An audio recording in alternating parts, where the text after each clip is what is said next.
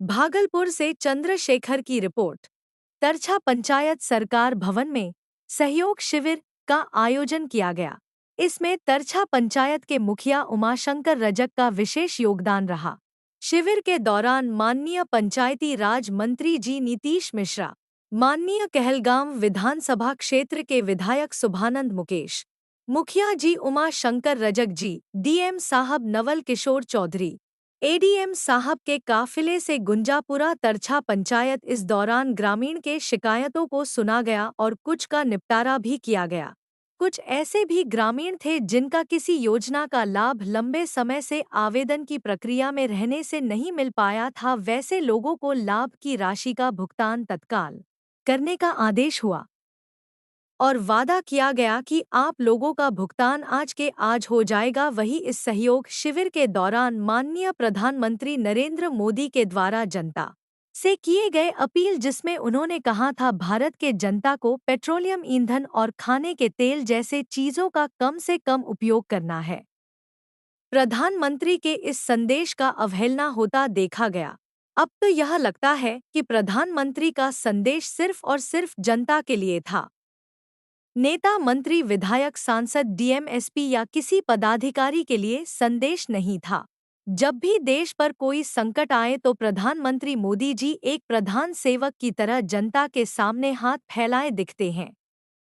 भ्रष्टाचार की जड़ें इतनी गहरी है कि माननीय विधायक जी से जब पूछा गया कि बिहार में भ्रष्टाचार बहुत ज्यादा है, तो विधायक जी का जवाब हुआ, ऐसी कोई बात नहीं, हमें सकारात्मक रहना चाहिए, नकारात्मक बातें नहीं सोचनी चाहिए। विधायक जी से सवाल है कि हमेशा जनता ही क्यों सकारात्मक सोच के साथ सत्ता पक्ष के साथ कंधे से कंधा मिलाकर खड़ा रहे। आज भी जनता हर छोटे बड़े कार्यों के लिए लाइन में खड़ी होती है।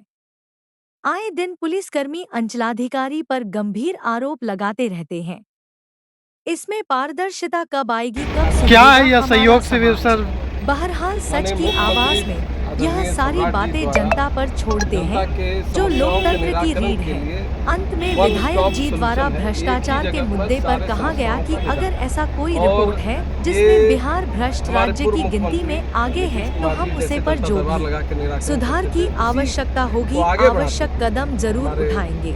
आदरणीय मुख्यमंत्री सम्राट जी ने ये पहल की है और सारे पदाधिकारी, सारे जनप्रतिनिधि उस जगह पर रहते हैं और कोशिश करते हैं कि जनता की जो भी थाना से संबंधित, जमीन संबंधित और ब्लॉक संबंधित, प्रखंड से संबंधित जितनी समस्याएं उसका निराकरण हो। और इसी उद्देश्य से हम लोग ये आज इसका शुभारम्भ आज हुआ। हमारे माननीय मंत्री, प्रभारी मंत्री श्री नीतीश मिश्रा जी आए थे और उन्होंने शुभारम्भ किया और इसको हम लोग बेहतर ढंग से और अभी जैसे दूसरा 2 जून को हम लोग जिछो में करने जा रहे हैं, वहाँ पर भी यहाँ पर हमारी सहभागिता और उपस्थिति रहेगी। हम लोग चाहेंगे कि जनता का जितनी समस्या है उसका निराकरण। जनता से क्या उम्मीद होगी, जनता से क्या? देखिए, आदरणीय प्रधानमंत्री जी की सोच है कि देखिए जनता के लिए ही सब कुछ है, जनता के द्वारा, जनता के लिए और जनता से। तो जनता से हमको ये बहुमत मिलता है, स्नेह मिलता है, तो इसके लिए हम लोग कटिबद्ध हैं और उनके लिए काम करना है और ये सारी समस्याओं का निदान उनके द्वार पर होना चाहिए। इस उद्देश्य से ये काम करना है। सर, क्या ये आज ही सर जितने भी यहाँ पे केस आया है क्या सभी का निष्पादन हो जाएगा? आवेदन आए थे, 38 का निष्पादन हुआ है, तो ये भी एक शुरुआत है। और 38 को छोटा जो बच गया उनका निष्पादन है। तो बताया ना माननीय मंत्री जी ने भी कि कितने समय सीमा बांध दी है, 1 महीने के अंदर अगर नहीं होगा तो पदाधिकारी पर कार्रवाई हो जाएगी। तो ये तो समय सीमा के अंदर में इनको काम करना है और उनकी जब जिम्मेदारी दे दी है कि आप नहीं करेंगे तब आपको हटाया जाएगा, तो ये तो उनका अब एक नई पहल हो गई और 10 दिन के अंदर में सबको धीरे धीरे करना है। 10 दिन में एक बार उनको सूचना जाएगी, दूसरी बार जाएगी और 21 दिन बाद तो माननीय मुख्यमंत्री जी ने कह दिया है कि उनको हम लोग